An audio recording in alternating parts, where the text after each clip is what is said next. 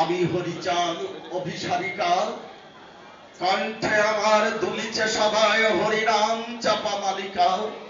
আমি হরিচাঁদ অভিসারিকা, ভেজেছে ডঙ্কা সফলা নগরে, পশিল আমার কর্ণ কুহরে। ছাড়িনু কাজ এ ঘর দুয়ারে, পাতিনু যেমতি রাধিকা। আমি হরিচাঁদ অভিসারিকা, লাজ আর ভয় জটিলা কুটিলা, তহে নিশিদিন রহিয়া রহিয়া, তাহাদের চোখে দিয়াছি ধুলা, চলেছি একেলা বালিকা। আমি হরিচাঁদ অভিসারিকা, গুরু গুরু ওই ডাকিছে দেয়া, খাটে বুঝি মোর নাই রেখা, ছিড়িছে আমার কণ্ঠ মালিকা। ওগো মোর প্রিয়, ছেঁড়া মালা মোর পরাইয়া লইও, তানিও করুণ কণিকা। আমি হরিচাঁদ অভিসারিকা, মতুয়া ধর্মের দাস্য সখ্য বাৎসল্য শান্ত মধুর রস, এবং তার ভিতর যে অভিসার, মতুয়া ভক্ত হরিচাঁদকে পাওয়ার জন্য অভিসারে চলেছেন। এই রাধা যেমন গোবিন্দ দাসের পদে রয়েছে, কণ্টক গাড়ি কমল সম পদতল, চিরই ঝাপি ঝাড়ি করি বাড়ি করি বিচল। তাহলে মতুয়া জীবাত্মা আর পরমাত্মার কাছে যাওয়ার জন্য, অর্থাৎ সেই সচ্চিদানন্দ বিগ্রহের আহ্লাদিনী শক্তি হলো রাধিকা। তাই রাধিকা মিলিত হওয়ার জন্য যাচ্ছে, তিনি মিলিত না হলে সেই সচ্চিদানন্দ পূর্ণত্ব পাচ্ছে না।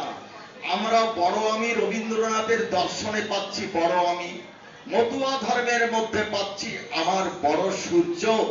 সূর্য থেকে যেমন সমস্ত আলো আমরা পাই, তেমনি আমরা হরিচাঁদের সন্তান। সেই হরিচাঁদের আমি ছোট আমি, আমার বড় আমি, আমার হরিচাঁদ। তাই সব সময় বিরহে পরাণ কাঁদে, যে আমি কবি শ্রীধাম ওরা কাঁদি যাব রে, পরাণ কাঁদে আমার হরিচাঁদ বলে।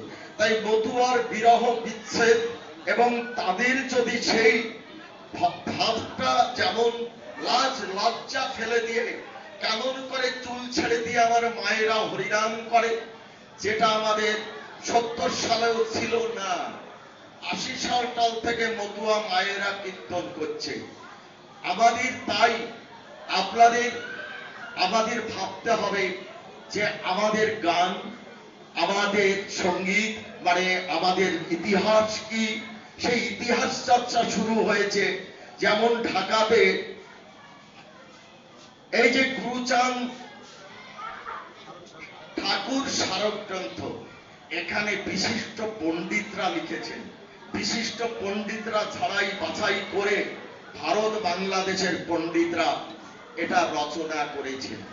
আপনারা শুধু একদিন বক্তৃতা, এই যে আমি চলে যাব ইথার তরঙ্গে, সারা জীবন সেই 7 থেকে বক্তৃতা করে যাচ্ছি, ইথার তরঙ্গে ভেসে গেছে।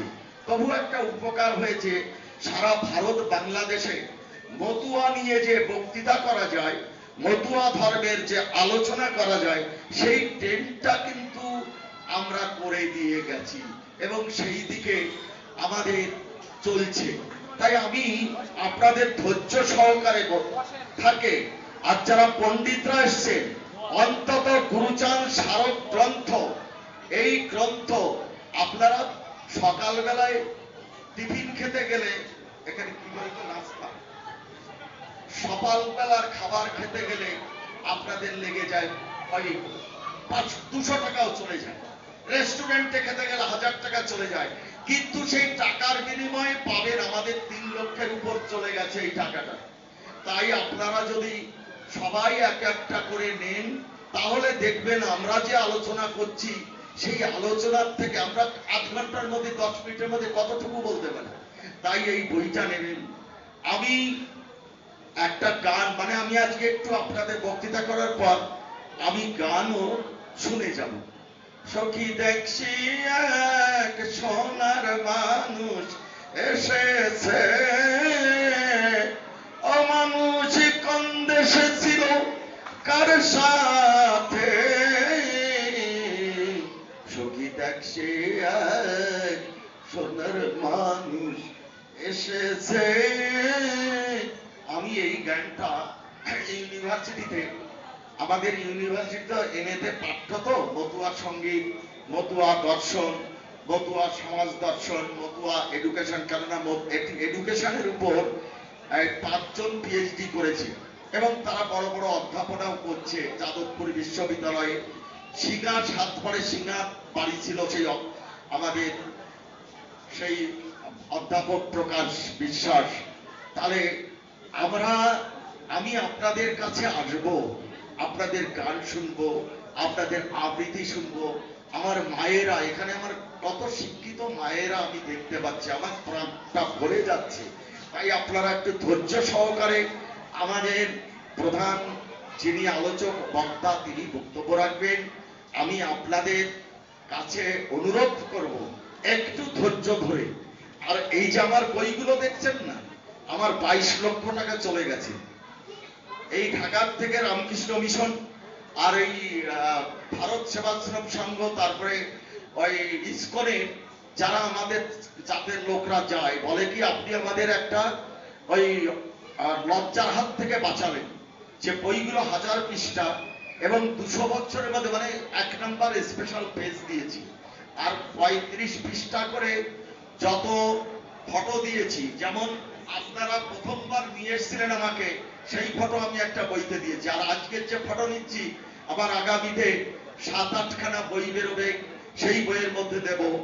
আর এই জন্যেই আমি আমার 22 লক্ষের উপরে চলে গেছে, কিন্তু আমার মানুষরা যে হারে আমার বই নিয়েছে, মানে সেট ধরে ধরে, যেমন আজকে ওই এক অধ্যাপক নিয়ে গেলেন 1 সেট, মানে 7 খানা।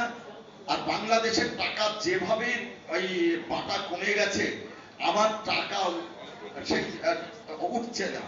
তবু বাংলাদেশে আমি বই আনবো, ইম্পোর্ট এক্সপোর্টের মাধ্যমে। বাংলাদেশে আমার বই, আমার 20 খানা বইয়ের মধ্যে 13 খানা বেরিয়ে গেছে এরকম ভলুম। আর সেইখানে আপনাদের কাছে আবেদন করব, গ্রন্থ পাঠ করুন, সমস্ত গ্রন্থ পাঠ করে তারপরে মতুয়া ধর্ম দর্শন বুঝতে হয়।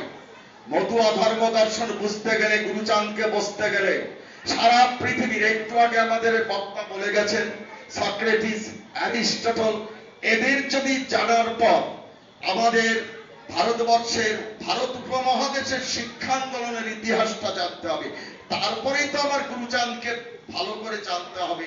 তাই আপনারা একটু ধৈর্য ধরে বসুন। জয় হরিচাঁদ। এবার আমার সঞ্চালকের কাছে তুলে দিচ্ছি।